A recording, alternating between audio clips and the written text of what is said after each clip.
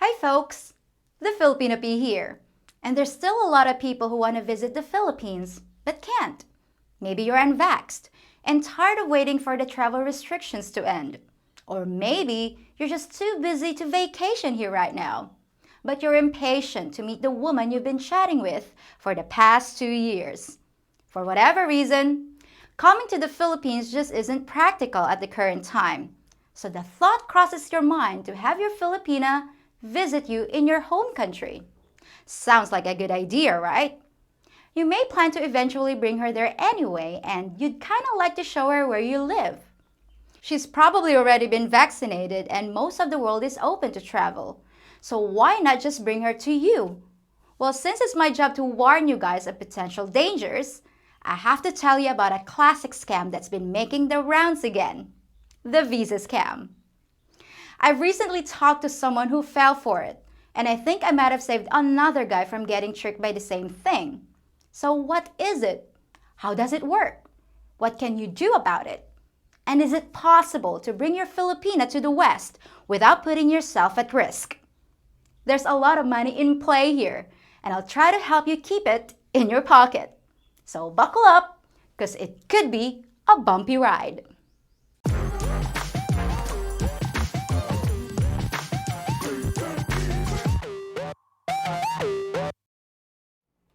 Many of you Westerners come from countries where travel isn't such a big deal. You're allowed to go pretty much anywhere you want, even on relatively short notice. So it may come as a surprise to some of you, but it's a lot harder for Filipinos to come to your country. And there's a laundry list of requirements that have to be met before we even stand a chance of being allowed to come see you. Some women are using this fact to their advantage, and here's where the visa scam begins. For someone with bad intentions, her first step is to bring up the subject, or wait until you think of it on your own. Conversations between two people in a long-distance relationship always include phrases like, "Oh, I'm just dying to see you and I don't know if I can wait much longer." So that's the best time to bring up the possibility of coming to visit you. Or maybe the woman you're chatting with seems a little distant lately, and you feel like you need to make a move before things fall apart. So you become the one that's pushing for it. In any case, one of you finally says, "Hey, we could meet in the West." And suddenly, the ball is rolling. It seems like a logical move, but chances are, you haven't researched all the expenses and hurdles in the way. And since she's the one that has to do all the paperwork, you're content to let her do the legwork while you provide the cash.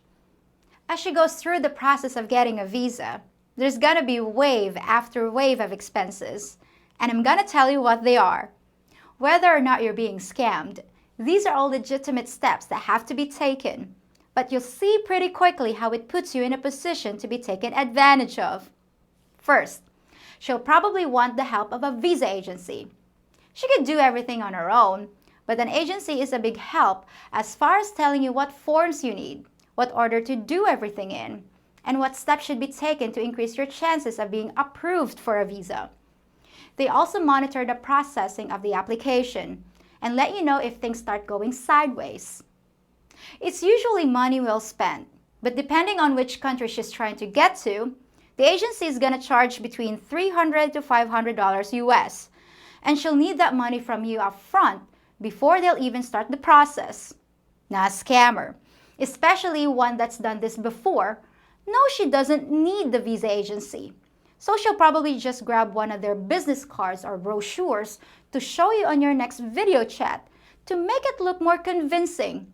But that $500 goes right in her pocket. Now, the visa agency is gonna inform her of the following requirements and the documents she needs to secure. These will vary a lot from country to country, but the gist is the same, and there are fees associated with some of them.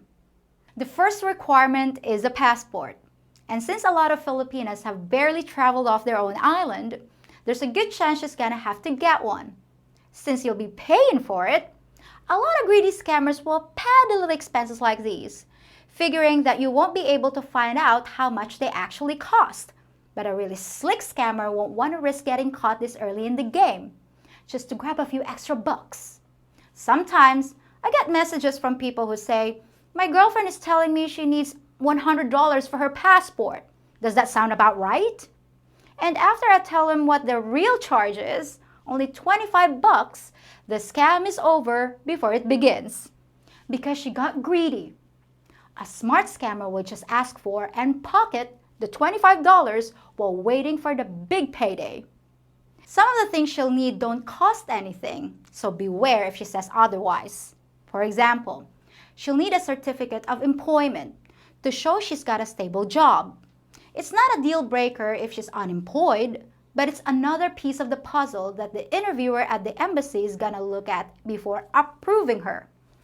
She'll need to show her income tax return, proof of her travel history to other countries, proof of her accommodations like reservations for the hotel she plans to stay at, or a letter from you stating it's okay if she bunks at your house. She'll have to submit a sample itinerary showing what she plans to do while she's there, a birth certificate, which only costs $3 to get if she doesn't have one, and also an NBI clearance to check her criminal history, which costs about $3 as well. She'll need travel insurance, which should be between $50 and $150. If she owns any property, she should present the deed of sale. It's a big plus if she can show that she's got real estate assets here, but it's not a problem if she doesn't. She also needs to present an affidavit of sponsorship, where you agree to be financially responsible for her while she's there, and even more responsible if she decides to disappear while inside your country.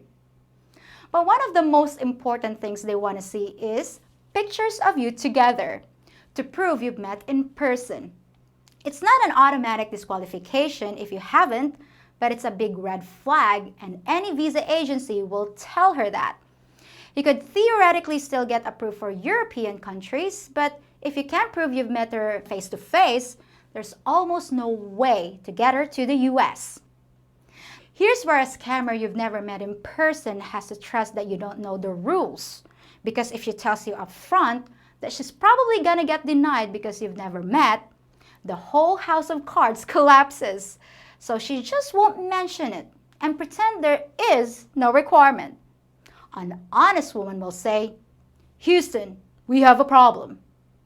And now we get to the thing the scammer's been waiting for, the pièce de résistance. This will drive the price of her visit through the roof and greatly increase the potential for monkey business.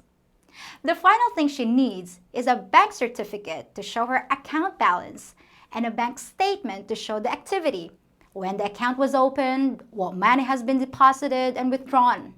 This is because they want to be sure that she has sufficient cash to take care of her expenses while she's in your country, plus money for any emergencies. Now, the visa agency will recommend that she has up to $6,000 in her account before she turns in her application. And I wonder where that money is going to come from. You, of course. But it gets even better, because the money can't just appear in one big lump weeks before her departure. That's a sure sign that someone lent it to her and it's not really hers. So what you'll have to do is send her large sums of money over the course of several months. What could go wrong? Now, if you help her complete all these steps, she'll be ready for her interview at the embassy. But the fun's not over yet, because she's gonna need round-trip airfare to Manila, hotel accommodations, and money for food. On top of that, you'll have to cough up between $90 and $160 for her visa application fee to the embassy. Now, even if her interview goes well and she gets approved, or says she does, there's still the matter of purchasing the tickets to come see you. Now, there's a couple different ways to play this, but whichever way you choose, be sure to wait a few weeks until her passport is returned with the visa sticker inside, before the tickets are purchased. Now it's time to buy the tickets, and you have a choice to make. Either you can purchase them, or you can send her the money to do it herself. Some guys don't want to mess with it, because they're afraid they spell her name wrong or mess up her contact info. But if I were you, I'd buy them myself. A scammer, of course, will suggest that you let her take care of it, so that she can pocket another huge chunk of cash. She has no intention of getting on that plane, but believe it or not, the game still isn't over, because there's a little more honey left in the pot. What she'll do is wait until the day of the flight and then call you to tell you there's a problem. She's at the airport, but they won't let her board because her Vax card isn't being accepted. She needs money for a hotel room while she sorts everything out and some extra cash for food. By this point, it's beginning to dawn on your big head that you've been duped. But the scammer's gonna go for whatever she can suck out of you. Because she knows you're in so deep, you'll keep feeding the beast and throwing good money after bad, just in case your little head was right and she's legit. What's a few $100 when you've already been milked for thousands? You may end up standing alone at the arrival gate with a bouquet of flowers in your hand and murder in your heart, while she's on the other side of the planet, untouchable, already planning her next scam. As you can see, when you're thinking about bringing someone over to visit, it's not just a matter of buying a plane ticket. That's the easy part. In total, it may cost you over $9,000 whether she's real or fake. But if she's real, at least she'll probably give you the $6,000 back. Probably. So what can you do to avoid getting scammed like this? Well, you've already done the most important thing by watching this video. Your best defense is to know the application process and look for the telltale signs that something's rotten in Denmark. Get involved. Don't be afraid to double-check every step and ask to see the documents along the way. Anytime you can pay for something yourself, like the fee for the visa agency or the airfare, do it. Sending thousands of dollars to a woman without any oversight can be a recipe for disaster. So if your Filipina ever mentions visiting you in the West, just say, "Great idea, hon. I found a video that shows all the steps you need to take," and send her the link to this one. If she's an honest woman, she'll use it as a resource to give her a good idea of what to expect. If she's a scammer, I don't think she'll be bothering you anymore because she knows I just put her entire playbook right in your lap. Well, that's all for today. And I hope I've not only kept you from getting taken for a ride, but also provided you with a realistic picture of what's necessary in order to bring your girlfriend over for a visit. Till next time, folks. Are you ready? Because it's time for a word from your captain. If you've abandoned ship in the West and you're looking for a Filipina first mate, just listen to your Captain P and you'll be shouting "Thar she blows" in no time at all. There's nothing like the Philippines to put a little fire in the hole. And if you join me, crew, I'll get you there, right as rain. So subscribe to my channel. Hit that notification bell so you hear about any course corrections. And check out my Patreon page for exclusive vids and features.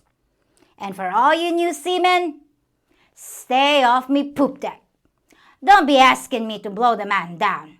And keep your hands off me booty.